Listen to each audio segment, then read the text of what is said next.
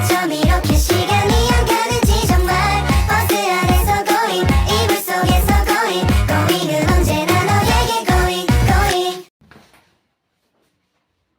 Magandang umaga po. Ako po si Jonalyn Solo Apolinario mula sa Baitang 11, Pangkat, Acacia. Narito po ako ngayon upang magkwento ng maikling kwento. Ang namamagatang araw sa palengke. Ngayong araw na ito, maaga akong gumising. Inaantok pa ako nang bihisan ako ng nanay. Sasama ako sa kanya. Araw ng palengke ngayon. Makinig kang mabuti, ang sabi ng kanyang nanay. Humawak ka sa akin ng mahigpit at para hindi ka mawala. At hindi pwedeng magturo ng mga ipapabili. Opo nanay, pangako po, ang sabi ko. Tig-isa kaming bayong ni nanay.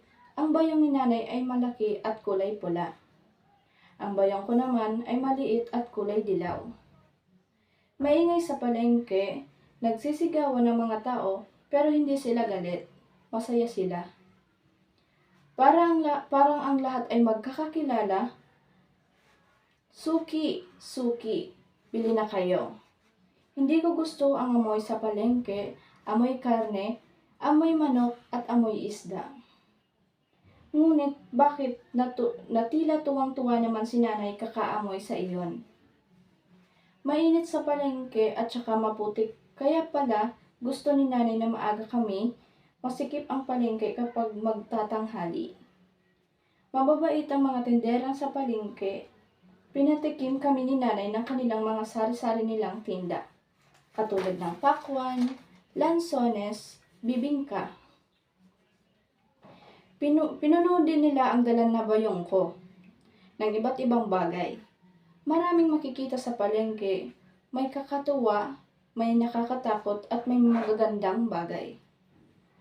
Hay, at ang ganda ng isang munting pulang kalan na may munting palayok at ang sarap sigurong magluto-lutuan doon. Pero may pangako ako kay nanay. Pagod na pagod kami ni nanay, mahirap palang mamalengke. Pagdating namin sa bahay, tinulungan ko siya na iligpit ang aming ipinamili. Teka, ano yung nakikita ko na nakabalot sa isang dyaryo? Parang pamilyar ang hugis, parang isang munting kalan na may munting palayok. At iyon pala ay, oo nga, yung munting kalan.